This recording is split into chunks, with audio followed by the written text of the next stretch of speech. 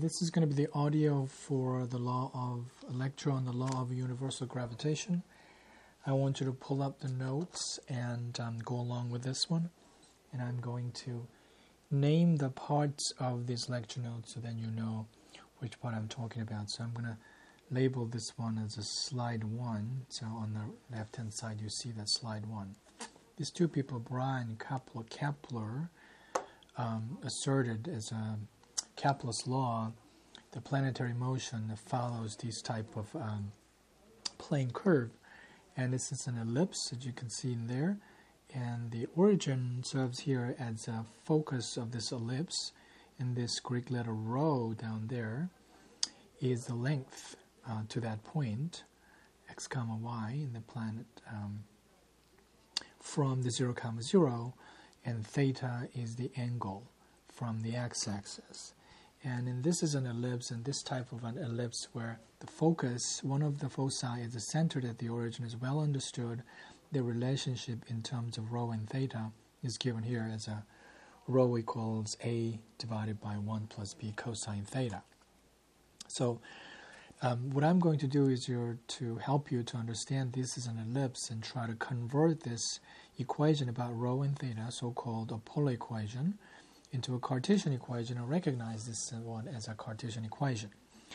So how this rho and theta is related with the Cartesian coordinate x and y will be rho times cosine theta, x equals rho times cosine theta, y equals rho times sine theta. And using this one, and we will manipulate the rho theta equation to get an xy equation. So that's what you see along that arrow. So this is going to be the explanation, connection from the rho theta to xy equation. So I'm labeling some of these items so that I show you what I'm talking about. This circle 1, item number 1. That's what I'm going to call it. I hope you see this item number 1. Is if you let me call this item number 2. Sorry about that. That's item number 1 there. It's rho theta equation. If you multiply the denominator both sides, you get this item number 2, and that's slide 1. And if you distribute and then you pull out this rho times the cosine theta in the second equation of that item number 2, then this rho cosine theta is the x-coordinate. So if you substitute with that x-coordinate, you get rho plus bx equals a. Then it's time to get rid of the rho, so isolate rho like this in the next step, and I squared it because rho squared will be the square of the length from the origin to that position x comma y, so that if you use a distance formula, that's x squared plus y squared. That's what you see in there.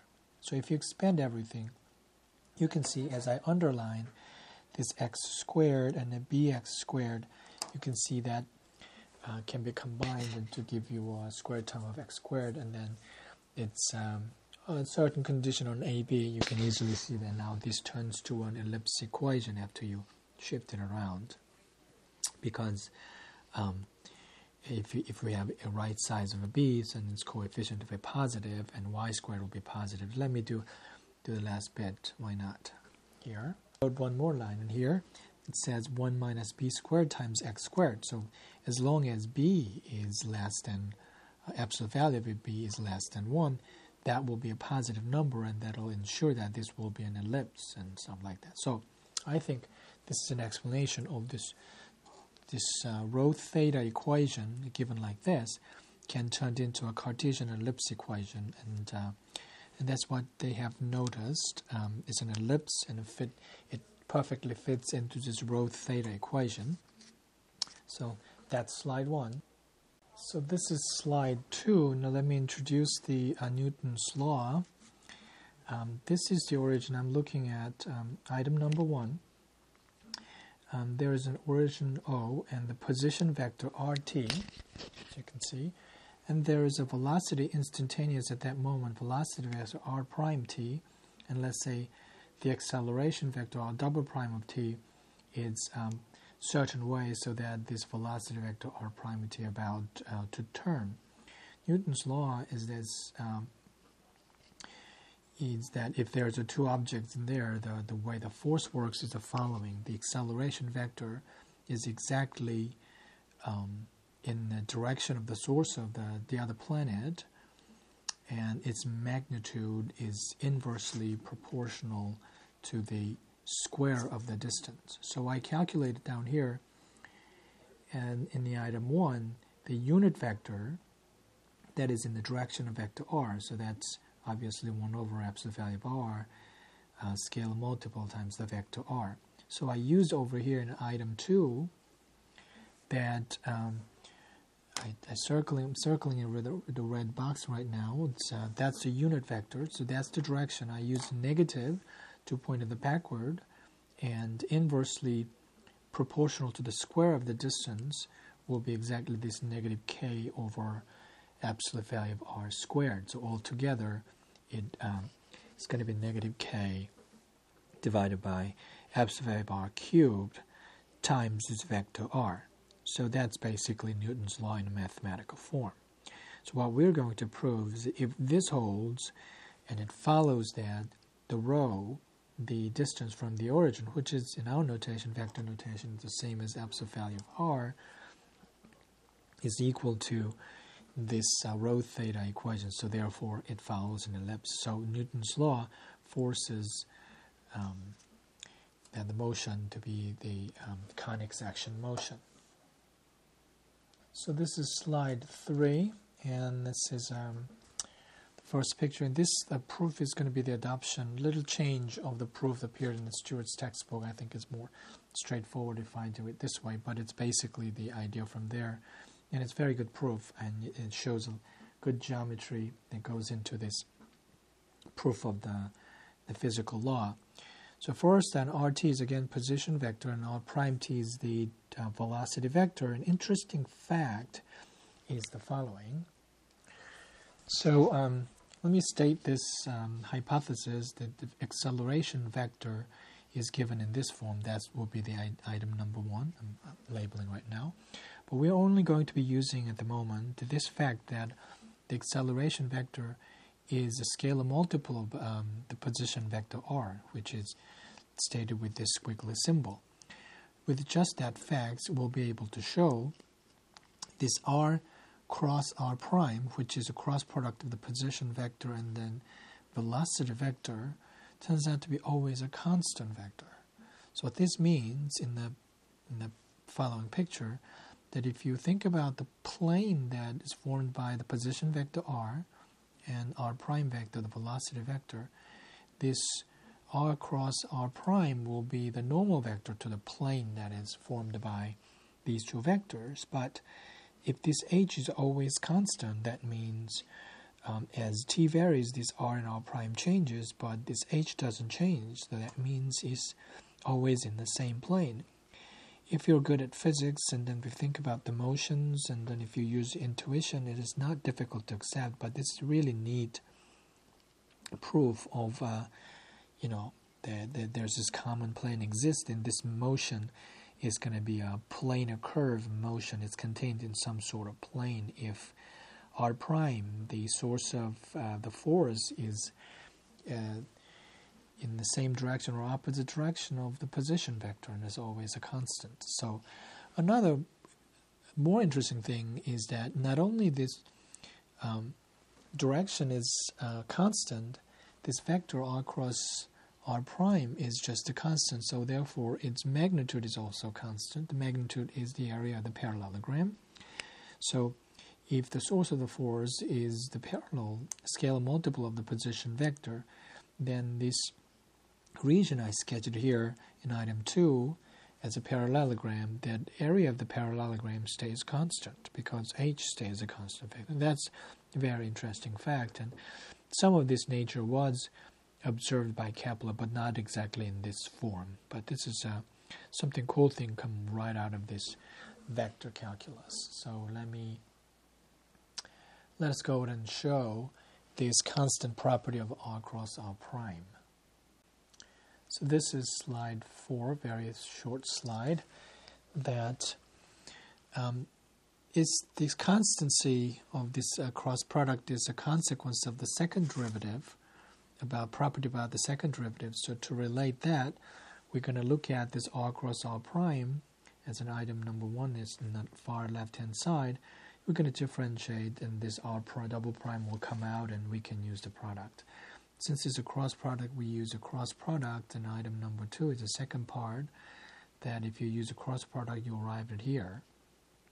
And first term of this item number 2 is cross product to itself, so that's why you see 0 in the next part. And I replace this r double prime with this hypothesis about the scalar multiple of r. Then again, scalar times r, so it's basically involving r cross r, that's a 0. So what you get is that this is vector function. If you differentiate it, it becomes 0. That makes this r cross r prime be a constant vector. So this is slide 5. So we got the constant property of the cross product of r and r prime. Now this part's really interesting and seems complicated, but that's where all the fun is. And now this geometry really tells you how these fundamental laws of the physics are put together. So we start with this parallelepiped. There's r and r prime. And r prime, you can see over there, is parallel transported alongside with this perpendicular vector h. So we have this parallelepiped. And then looking at this volume in two different ways, and this thing folds out. And that's the kind of summary of what happens here. So volume would be the determinant of these three vectors and put in a row vector like this, as you can see in item number 1 as I circle it. And it's expanded the triple product. It's over there. But if you pair it up with r prime and h, if you use your right-hand rule, r prime h in this parallelepiped picture, again, I'm labeling it as item 2, then second formulation of the volume, r prime, the third vector goes to, in the triple product form, it's like that, r dot r prime cross h. So that's pairing up with your r prime and h. You can look at the parallelepiped in that way. If you use the right-hand rule, same orientation. So that's that. If using this second formulation, I'm labeling it as an item number 3. Using the second formulation, we can get something out of it. Before that, we need to recall these two properties. First one is triple product of the cross product, and this is something that I show and explain in my earlier different video on YouTube. But let me first explain the following. Here's a b cross c in this item number 4, and there's this plane, the perpendicular to b cross c. And any vector that is perpendicular to b cross c must be therefore spanned by this vector b and c in this picture. That's kind of obvious. But if you look at this formula over there, is a cross b cross c. This is a vector that is perpendicular to b cross c, and that's why right inside of that formula I have this formulation is a linear combination of b and c. And how the coefficient goes is you have to see that video. And the second property is something we did in class. We used a dot product version of this absolute value and this rate of change of the magnitude of a given vector function, and behaves like that. So that's another important part of this thing. So let me go back to item number 3. There's r prime h. So we're about to unfold this r prime h. Again, the key thing is that the property we have is about r double prime, the acceleration. So to relate it, we better just differentiate and see what we get out of that property that r double prime is a scalar multiple of r. So because h is a constant function, we have this r double prime of h, which is, I'm labeling this item number 5, that long calculation. Looking at still the first line, I'm replacing h with r and r prime, r cross prime. Then I'm using that a cross b cross c formula to unfold this one as a linear combination of r and r double prime, which is number 6. So you may pause this audio briefly and compare how the coefficients are involved, and it's a direct application of that. Now, this is the stage where we replace r double prime with the scalar multiple of r, which is shown in the next line. So I put this big bracket to distinguish which part's a scalar and which part's a vector function. And r and r prime is a vector function there.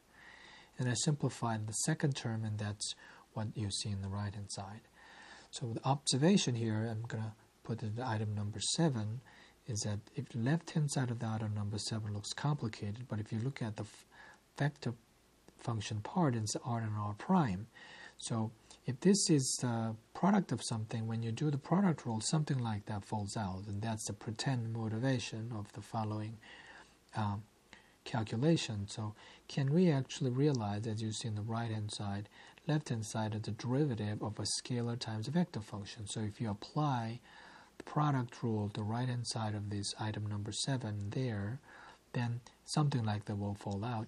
At least this vector part, r and r prime in the left-hand side, is going to match. So we actually differentiate the right-hand side using the product rule. Then we have this f prime r plus fr prime. And you compare this one with the left-hand side of the item number 7 there.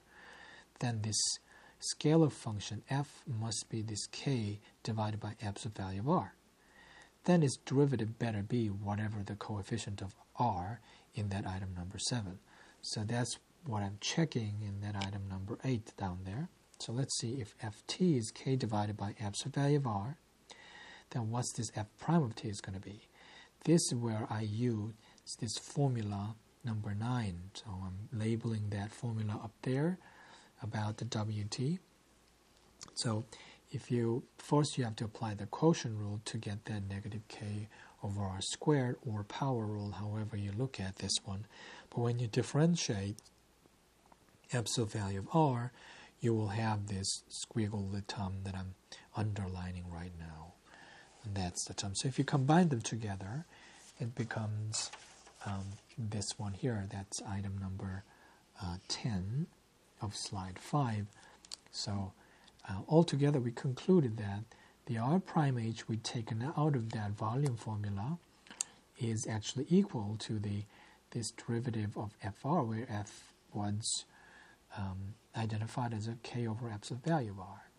So if two vector functions are the same after you differentiate, they must be just exactly the same up to a constant vector. So that's what you see as a boxed item. So that's the big calculation. Rest of the part is rather straightforward, and then whole flavor, and then what I want you to focus on this entire proof is this slide 5, where the geometry kicks in and then connects these laws into laws of physics. Great. So this is slide 6. Let me summarize this one. Volume was calculated in one way. If you look back in parallelepiped, and bottom piece had this r and r prime, so that's area. And if you dot it with h, that's one volume. But if you look at the side way, there's this r prime h, which is labeling as item number 1 here, r prime h. The side part, if you dot it with the other vector, that's also the volume. Earlier we computed this r prime cross h as this different form, k divided by absolute value of r times r plus c. So if you distribute this dot product, we have this r dot r kicks in and r dot c. R dot r is r absolute value of r squared, so it canceled with the denominator, so we have only one copy in the next line. And I'm doing this dot product formula is absolute value of r times absolute value of c times cosine theta. What is this theta? So here's explained. The c is a constant vector right there in the picture. I'm going to label it as item 2. And rt is a vector function that's constantly changing, and theta is this angle with this c and r, and theta is also changing. But c is fixed, so that's what that theta is. So this absolute value of r kicks in as a common term, and you factor it out. So that's a simple form you get there. So here's a slide 7. I am putting it together now. So this h dot r cross r prime, h was this r cross r prime that at the beginning, and that's how this h was defined. So in that form, it is, of course, this constant vector h dot h squared and absolute value of h squared. But on the other side, if you look at different formulation, it pulls out this interesting information out of it. So if you set them together and solve for absolute value of r, which is the length from the origin to the position x comma y, or non-x or x comma y in the space x, y, z, is formulated like this. And if you scale with this k in the numerator and denominator, we arrived in this conic equation that we looked at earlier. So if there is a right condition, but set it up there, it's going to be an ellipse, otherwise it's going to be a parabola, and this is how the geometry of that sometimes governs the important part of the law of the physics, and this is the slide 5 then shows you where the flavor ends. I hope you enjoyed it. Thanks.